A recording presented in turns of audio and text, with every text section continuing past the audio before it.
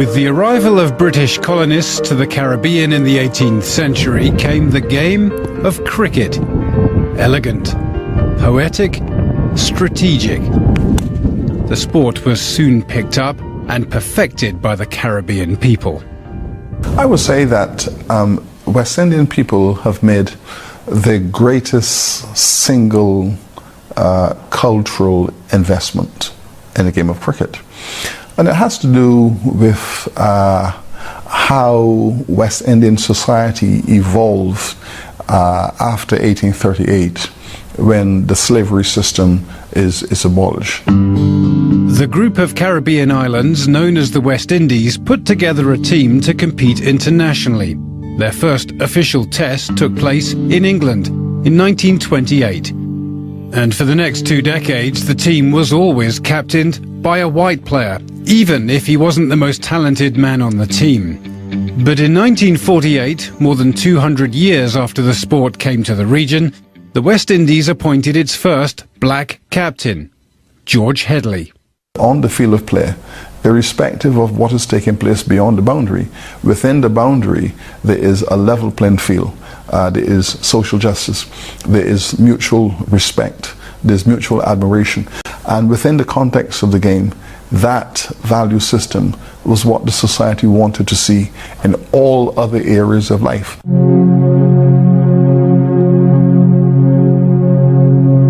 Across the Atlantic, 1948 was a landmark year for South Africa too, but in a very different way. It was the official beginning of apartheid. With its roots in South Africa's colonial past, apartheid is an Afrikaans word meaning separation. And when the policy of racial segregation became law after the National Party won the '48 election, South Africa was separated into the ruling white minority and the oppressed non-white majority. Every facet of life was split. Separate areas for the different racial classifications were designated on everything from buses and trains, cities to townships, even park benches and public beaches. Downgraded as citizens and as human beings, the non-white population began to protest the apartheid government. What began with peaceful demonstrations quickly escalated into violent retribution as the government tried to contain and control the opposition. Young leaders like Nelson Mandela were jailed, and thousands of other protesters were arrested and killed. But what the apartheid government couldn't suppress were the shocking images being played out to the rest of the world. It is very racist. You should never be treated because of your color, badly, And I was very, very disturbed when you saw quite a lot of things on television. I didn't know much about apartheid. I just knew that obviously it was white people in a black country, as we saw it, not so much imprisoning them, but totally ostracizing black people and having the run of everything. To pressure South Africa's leaders, worldwide sanctions were applied. South Africa's sporting fate was sealed when Prime Minister John Vorster banned mixed competition between whites and non-whites, effectively linking sport and politics. It was just entwined in South Africa. Those were the rules, and you couldn't do anything about it. It was very police-orientated and controlled and secured, and you had to toe the line. In 1970, the International Cricket Council, the world's governing body for the sport, shut down South African cricket. No longer could South Africa's national team compete on the world stage.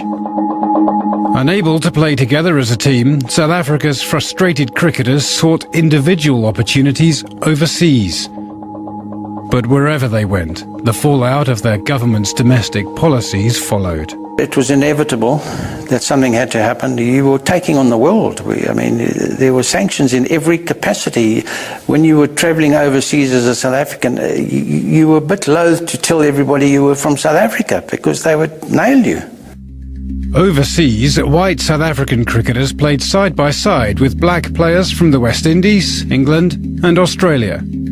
They were teammates and friends, all the while knowing that they couldn't play with or against talented black South African cricketers back home in their own country. That was how stupid it all was, and the illogical thinking that was going on at the time. And here we go and play overseas with and against all of them. Now, have we come back with some disease or virus or whatever? No, we haven't. And that's how stupid it was. In fact, it ended up in 1971 we had a walk-off. The players got together and it was 10 years of the Republic, and we decided as players that we wanted to be heard. So we had a walk-off in Cape Town. We got badly castigated by the nationalist government and the press, and that we must stick to cricket, and what did we know about politics? The government ignored the players' protests. With apartheid still in place, the ICC's ban on the national team stretched to 1 year, then 2, then 10, eventually becoming a 22-year period of isolation that deprived the nation's cricket-mad fans of the sport they loved, and their cricketers of the careers they dreamed of. Well, it was desperate. We had anticipated, but I think the hardest thing was to know how long it was going to go on for, to try and plan your future life. It went on for a long time. By that time, it was too late for me to make a change. You were always optimistic. I've always been optimistic that you'd have a chance of playing. The stupidity that existed would change, and South Africa would change much quicker, and we'd be back playing international sport. But it hung on and hung on and hung on. By the late 1970s, they were desperate. The worldwide sanctions were working. And to save cricket in South Africa, the sports administrators knew they had to do something to keep the sport relevant. And so, shrouded in secrecy, they began planning rebel tours, unofficial tournaments with cricket teams from various countries. Their ultimate target? A team of players from the era's best cricketing region in the world, the West Indies.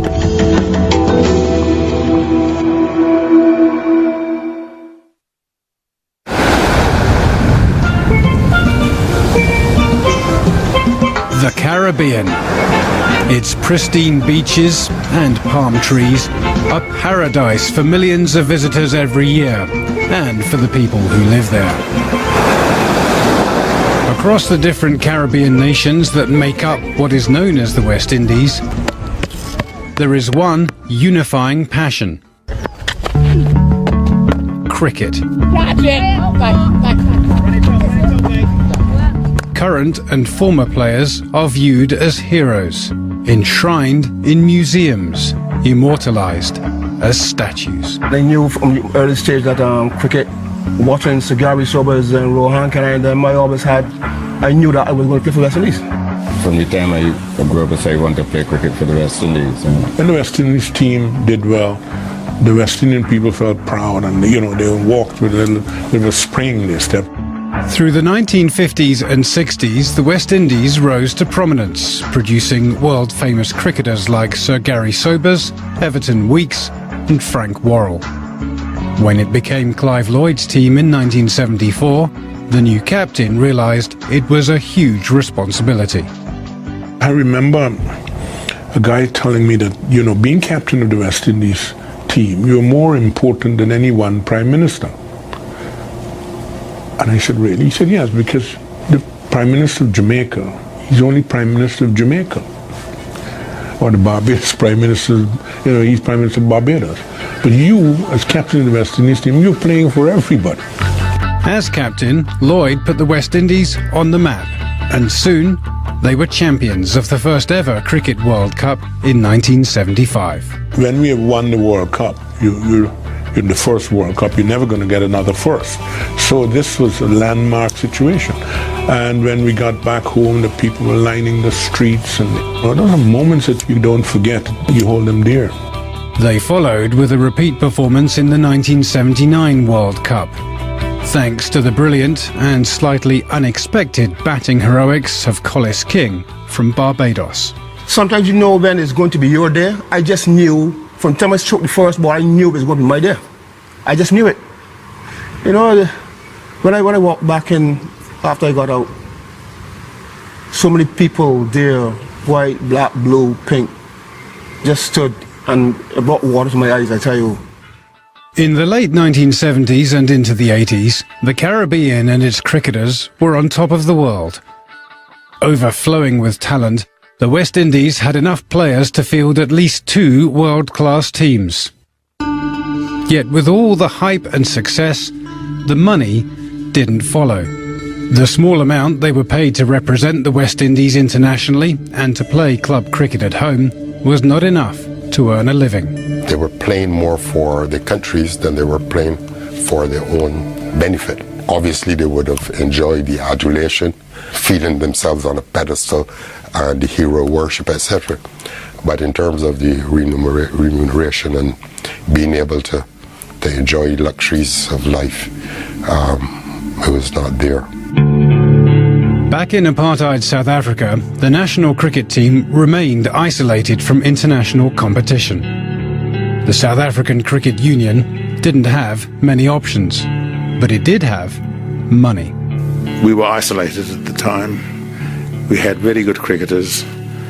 We wanted our cricketers to have the opportunity of playing against internationals. The idea for Rebel Tours, unofficial cricket tournaments, was taking shape.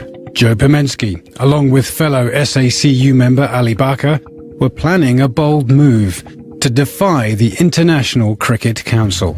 From our point of view, we knew that we had the best cricketers in the world, and we wanted to show them off to the world that they would see it the same way as we saw it. The South Africans were offering huge financial rewards, enough to lure teams into a country ruled by a brutal and oppressive apartheid regime, condemned by the rest of the world. In March of 1982, England became the first rebel team to arrive in Johannesburg. We brought out the Graham Gooch's team previously from England with quite a few of the prominent England players at the time, and we wanted to follow it up. We wanted to give our public the opportunity of, first of all, seeing international cricketers in our own country, as well as our own players having the opportunity to play against them as a team. Later that year, a team from Sri Lanka followed, and it wasn't long before attention turned to the best cricketing region in the world, the West Indies. You heard a lot of whispers around the place that perhaps these fellows were going to go to South Africa. You saw officials of the South African administration, people like Joe Pomensky and Ali Barker. They were around, so you felt that maybe they were there for a purpose. But at that time, you really couldn't believe they could assemble a West Indies team, given the whole background to the anti-apartheid movement. You know, there was always somebody around asking you a question like, if you were offered a contract to go to South Africa, would you go? And they had to ask everybody that, just like testing the water to see if they can really get a consensus of players together to go.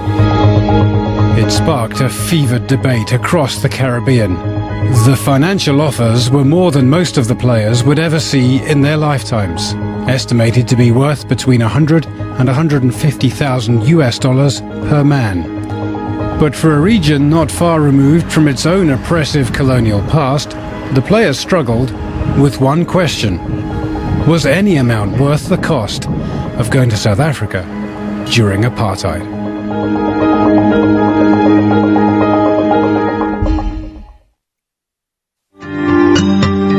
By the end of 1982, South Africa's national cricket team had been banned from international competition for more than a decade. The government continued its violent crackdowns on internal opposition to its apartheid laws. While the South African Cricket Union, or SACU, headed by Joe Pomensky, desperately searched for ways to keep the sport alive. With 2 rebel tours already now complete, Pomensky set his sights on the world champion West Indies. Everybody knew of the great West Indian cricketers of the past, and they admired them terribly when they went to Australia and beat Australia in Australia. And so it was something that the cricket supporters in South Africa were anxious to see for themselves. He enlisted Gregory Armstrong, a cricketer from Barbados, to negotiate lucrative contracts with other Caribbean players. I was in Australia at the time. Communication, myself and Paminsky and Ali Baker. Gregory Armstrong, we communicated. Firstly, they wanted the main team. All the boys, everybody had a contract, but some declined not to go. And they came and saw me in the middle of the afternoon, for instance, and had a long chat, and they're pleading with me, and I said, you know, it's all fine, and I wish the guys all well, but I don't think I'll go. I won't be going. 5 o'clock next morning, there's a knock on my door, and I'm back out there and saying, no, thank you very much, but wish the guys well. In my situation, there is over $1 million or more, so I would have been a very rich guy, but we found a lot of money, and I just didn't want to do it, and I couldn't. And I'm proud of who I am and my color, you know. And I think that everybody should be proud of who they are. But I don't think that it's very demeaning. Apartheid was not a system that should happen anywhere in the world. And all the money in the world wouldn't, you know, couldn't get me there. Besides team captain Clive Lloyd, other West Indies stars were outspoken in their opposition to the South African tour. The future captain Viv Richards called the offer blood money. But other players were tempted, even though agreeing to play in South Africa would be risky. The first touring side from England was banned from cricket for 3 years. Sri Lanka's rebel players banned for 25 years. To get the West Indies players to agree, South Africa would have to make the risk worthwhile. We made an offer, candidly, that they couldn't refuse. And it turned out to be just that. Without Clive Lloyd, the team would need another captain. That man turned out to be Lawrence Rowe, a Jamaican cricket hero. Joining him, other established players like Colin Croft and Sylvester Clarke, one of the most feared of the West Indies fast bowlers. I wouldn't call them second-raters. They were the replacements. They were the players who were going to sustain that great team. These were the players that we had invested in and were next in line to sustain West Indian excellence and dominance of the game for another decade. Also agreeing to go, David Murray, one of the best wicket-keepers in the game, and Collis King, hero of the 1979 World Cup. I know that at the time going to South Africa, I made the decision because I wasn't getting treated right as far as West Indies is concerned. I was still scoring runs, but I wasn't in the team. You know, and I said to myself, well, cricket is my job. You're not picking me. I'm going to play cricket someplace where people will, you know, see proper cricket, and that's why I went. But not all the potential players were as certain in their decision. The negotiations lasted for months. Players would agree, then change their minds, and even those who knew they were going denied it. Nobody knew. We knew that we were going, right? The press just got wind of it, and they were at my house, and you know, and I said, "Oh, what are you talking about?" The critical feature of that moment was the constant trail of denials. Names were being called. Players' names were appearing in the newspapers as persons who had agreed to participate in these tours. Now, the significance of these denials, one could say, is embedded in the fact that there was something unethical, unmoral, not quite right about it. It could be, and some have argued, that the contractual arrangements were not yet finalized. But I think the public opinion was so much against the possibility of that development that players found themselves, when their names were called, in a state of denial. In fact, players were in a state of denial up until the moment they got on the plane. Lookers in the arrival hall awaited the 6 Barbadian cricketers who defied the Barbados Cricket Association, the West Indies Cricket Board of Control, the Barbados government's stand, and other official policy to play in racist South Africa. First to arrive was all-rounder Collis King.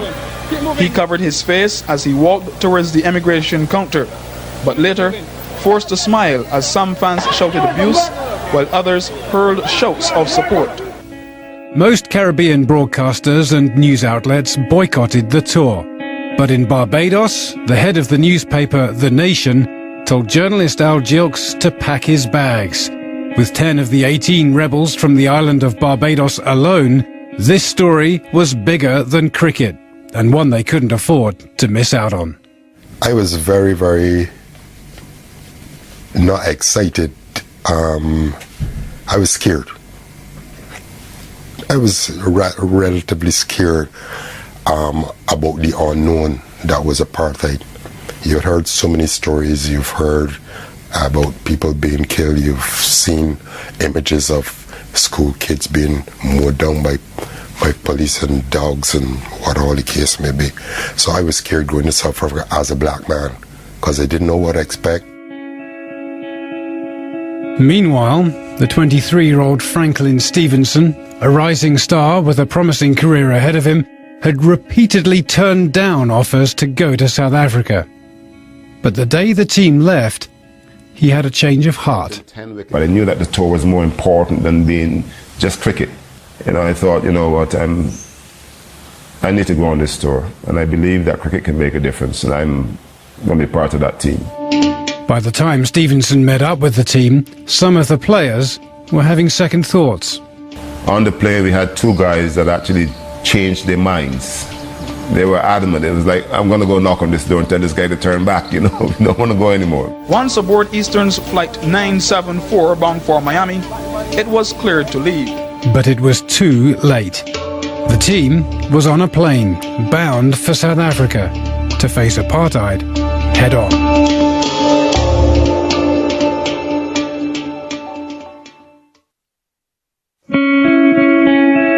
In January of 1983, 18 young black athletes from a group of Caribbean islands arrived in South Africa. The West Indies players were in the heart of apartheid, and just by stepping onto South African soil, they had become rebels. When I got to South Africa, I realized that separation, and it wasn't only black and white. It's not only the color of your skin, but it's the language that you speak, it's the area that you live in, you know, and it's what you were allowed to do and we're going so and so. The divisions were very, very real when we got there. After months of secret negotiations, denials and decisions, South African Cricket Union President Joe Pomensky finally had the marquee team he was hoping for. He also knew what they were risking to be there. We arranged with the Department of Internal Affairs that the passports wouldn't be stamped to indicate that they'd been to visit South Africa because it was a problem for them internationally.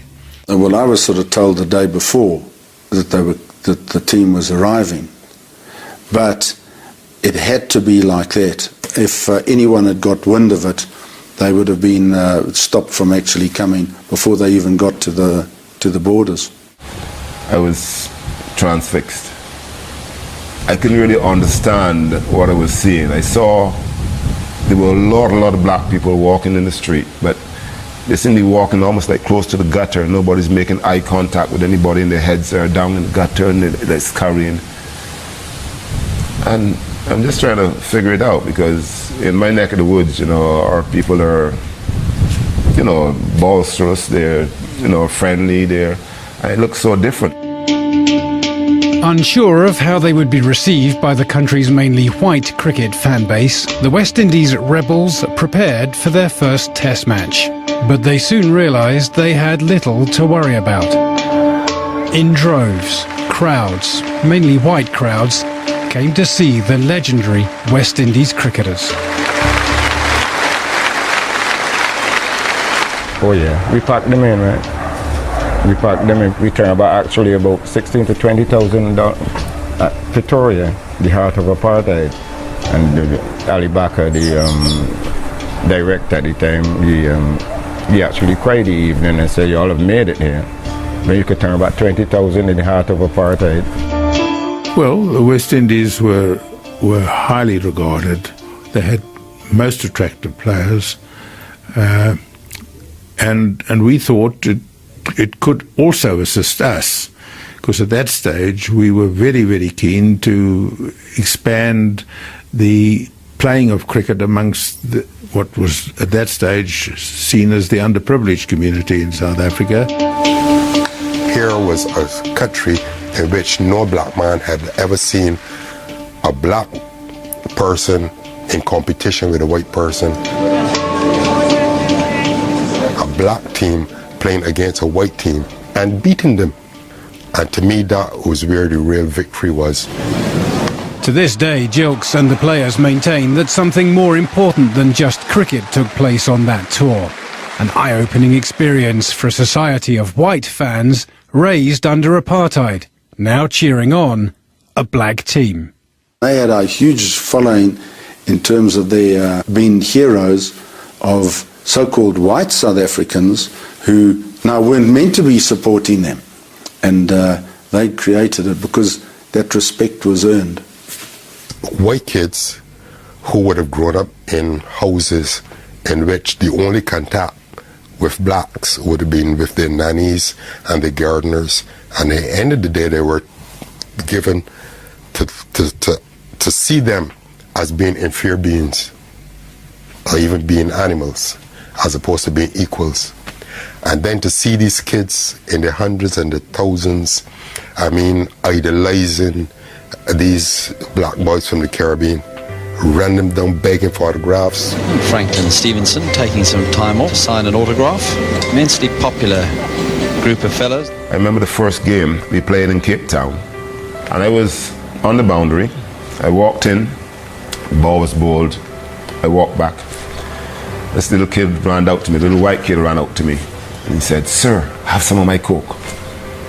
So I said, "Thank you, but I have enough drinks here on the boundary, thank you very much," right? I walked back, he ran to me, "Sir, have some of my Coke." I said, "This isn't going right." Okay, so I took his bottle of Coke, one of those pet bottles, and I went, "Are you happy?" "Yeah!" And he ran off the field. The next ball, when I walked back, there were about 15 little kids, "Sir, have some of my Coke," you know? And I think that really got our guys to really come off the ladder and think, you know, maybe this isn't too bad, you know, because the people really loved what they saw. I believe that those kids were genuine. Those kids, they didn't see color, right? They saw people who were superior in terms of their art, in terms of their sport and talent, and they idolized them for that, and I believe that they would have grown up having a different respect for black people than they would have had it not been for that experience. But critics of the tour have never bought that argument. Instead of helping to end apartheid, they say the rebel tours strengthened and supported it. Even within South Africa itself, some non-white groups organised protests against the tour. You're disappointed in what they did because I don't think they were going to make a difference. You know, they weren't going to make a difference. They were going for the money, and they should have said, right, we're going for the money and plain and simple, and that's it. But don't tell me that you're going to change the apartheid system. You went there because you're looking after your family and there was money there. Certain members of the public were opposed to us creating an atmosphere of our getting together because they wanted the politics to come first before the sport. We felt that the sport could be a catalyst to facilitate the politics taking place as well. But the politics and the sport couldn't be separated. In order for 18 black men to travel freely around apartheid South Africa, special arrangements had to be made. And so, the players were given a unique status and made honorary whites. I think it's a difficult thing is that you're respectful for them coming out here, but they're living as temporary people in the country.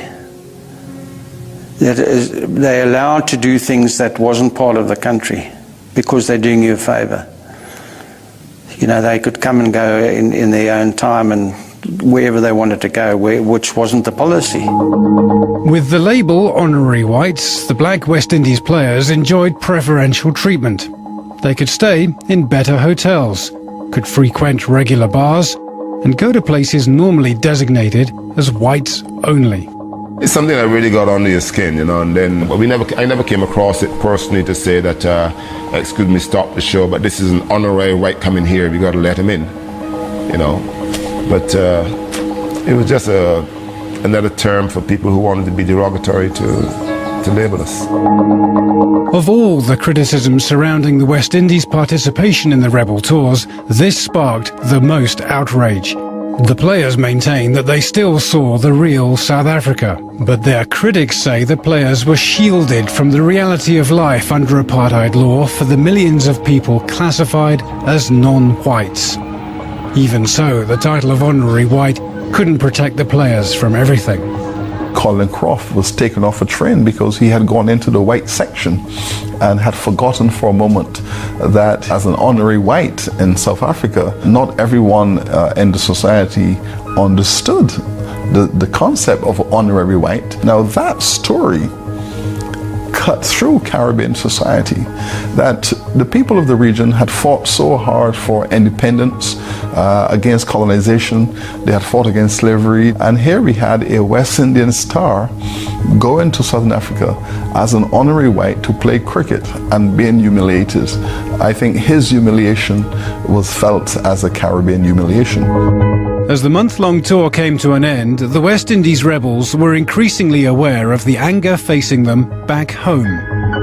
They were more fearful of return to the Caribbean than they were of going into South Africa.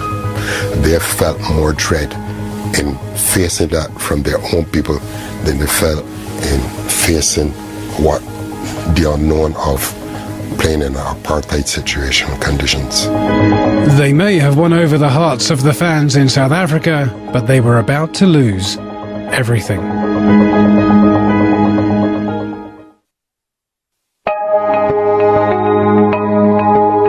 In 1983, the month-long rebel tour between South Africa and the West Indies ended in a draw. A moral victory in segregated South Africa, a black team equal with a white one. But the rest of their world didn't see it that way. As the West Indies players prepared to return to the Caribbean, they knew they had to face serious repercussions. People would not allow them to be themselves, to be seen other than those guys who were labeled as having gone into South Africa as honorary white people in order to go to South Africa. And I felt sorry for them because I knew that they would never outlive what they were returning to.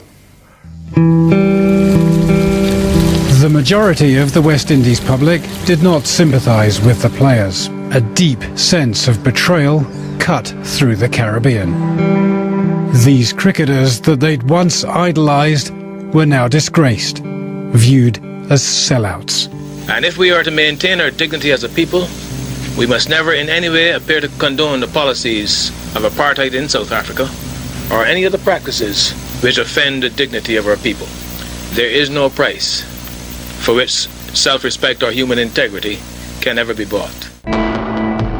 That view was reflected by officials right across the West Indies.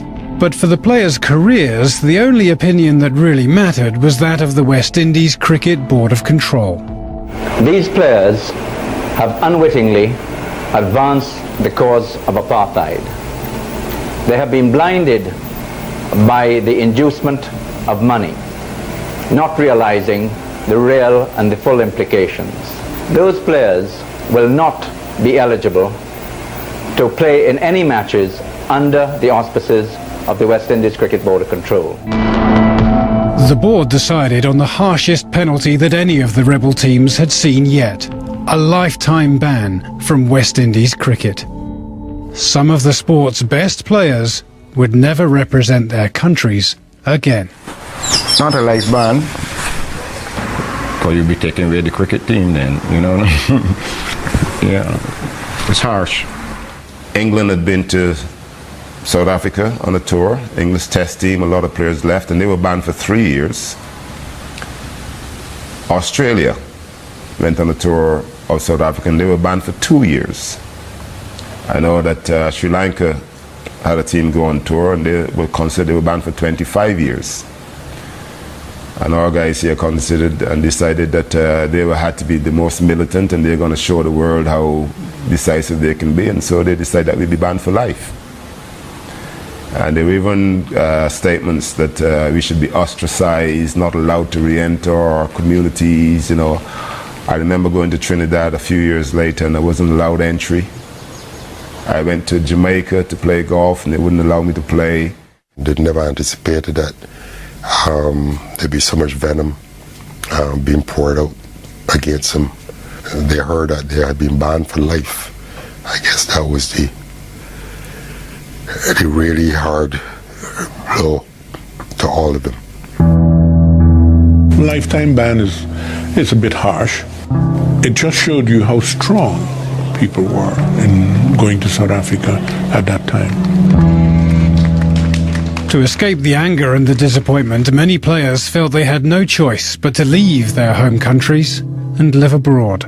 These players came home with money, a substantial amount of money, but they returned to a society that for them was like a morgue. They were shunned in their villages and their towns, could not put together a network of friends to sit and socialize with them. There was a sense of isolation. That isolation still largely exists today, 30 years later. Players still resented, still unforgiven. It wasn't easy. But people that felt that I shouldn't even gone, you know. But up to now, they still see that. He played in a rebel. He's a rebel who played in South Africa. Others did, but I don't think they get the same attention that I do. Up to now, it is people don't forget it. Although the gates is open, they're playing. You know what I mean? They don't forget it. Here we are reflecting upon this, 30 years later. There is a view that many of these players descended into socially destructive behavior. Many of them develop a lifestyle and the despair of the isolation and became addicted to drugs, alcohol. Some of these stories are very sad stories. In Barbados, David Murray, once a star, now drifting. In the years after the tour, Murray lost more than just his career. His family, his wife, his daughter, born while he was in South Africa. Living in Australia at the time, he and his wife faced being deported for his role in the rebel tours. They were unwelcome in the West Indies, unwanted in Australia, with a newborn and facing the possibility of nowhere to go. They didn't want me to return. Politics got into it. You say you're unemployed now and life is a struggle. Do you think that situation is as a result of the decision to go? Most likely also. Most likely. In Jamaica, team captain Lawrence Rowe bore the brunt of the criticism. Facing relentless backlash, he felt that he had no choice but to move to the United States. Once a national hero, he too was now unwelcome in his own country. And he's still feeling it to this day. He will never live in Jamaica again. In 2011, Jamaican officials seemingly had a change of heart, deciding to name one of the stands in the Sabina Park Stadium after him. But the public outcry was so intense, even now, that the decision was reversed and his name removed. For Rowe, it brought back the painful memories of his treatment since 1983. He declined to be interviewed for this program. And he wasn't the only one.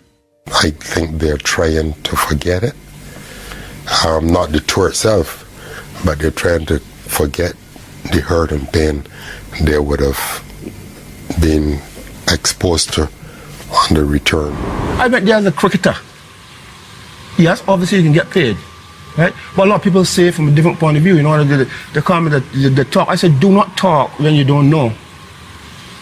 You know, but yet they would come to me and say, no, I'm not here to give you information on situations. I said, go and see for yourself.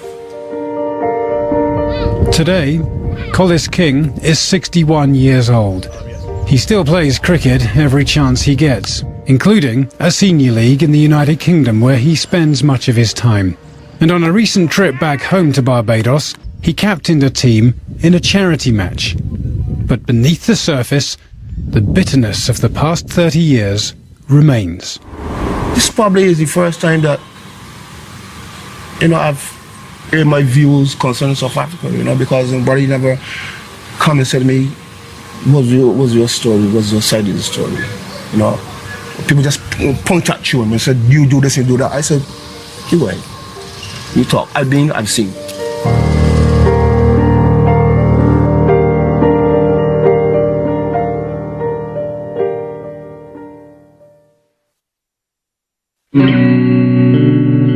For a group of men who lived for their sport, the penalty of going to apartheid South Africa was a lifetime ban from international cricket. The ban was eventually lifted in 1989, but by then, the damage had been done. Most of the West Indies rebels were past their prime. I knew that they had gone to South Africa out of the need to have some substance, because some of them were has-beens, others were would-have-beens, but now the has-beens were gone and the would-have-beens would never be. But it wasn't just the West Indies cricketers whose careers were cut short by apartheid. In South Africa, Clive Rice was young and talented, primed for a long and successful career. After 22 years of isolation, he too never played an official test match. We're definitely the wrong side of history. If you had to say, do you want to have been born in 49, or do you want to be born now with what's going on? There's not even a debate. You want to have it be born now and playing today, where the players today don't even understand what was going on with when we were playing. And for Graham Pollock, one of the best ever to play the game, another career cut short. His full potential never realised, blanketed by the ban. But one, he says, was necessary for the future of his country. It meant that personally I was going to be affected by a career, but if I looked in my family and the long term for people to survive, it had to happen. I just feel sorry for the guys that didn't get an opportunity.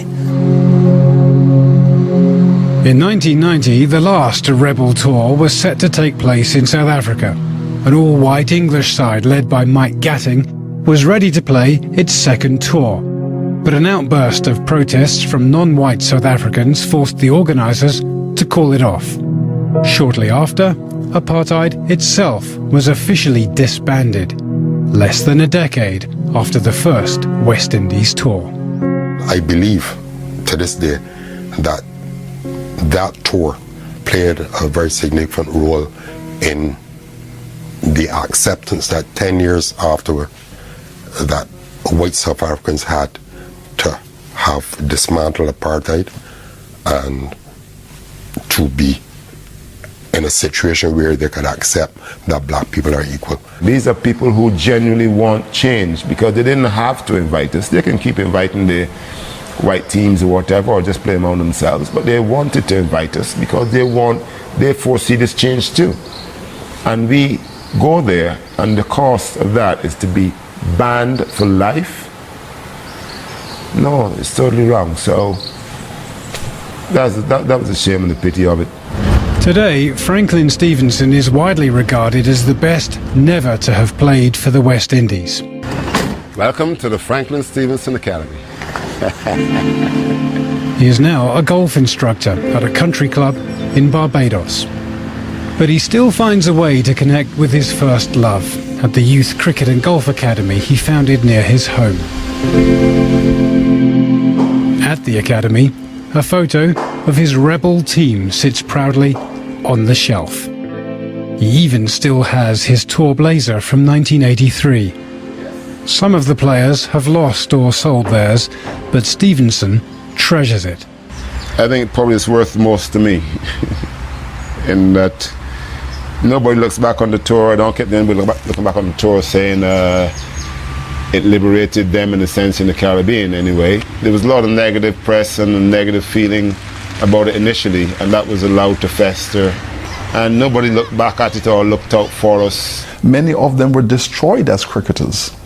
I mean, it is true that a few of them were eventually rehabilitated, but the majority of them were removed from consideration. Their cricket careers came to an end.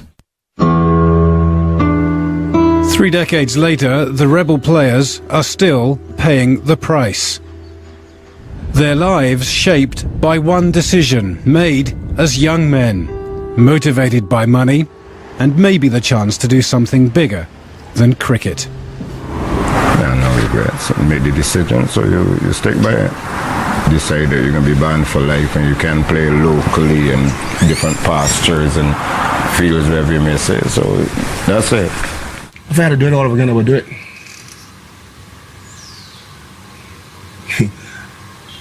You don't do. Sorry is a word that sometimes don't come easy. Yeah, I'm not sorry about going to South Africa. People come back and apologize. I have none to apologize for.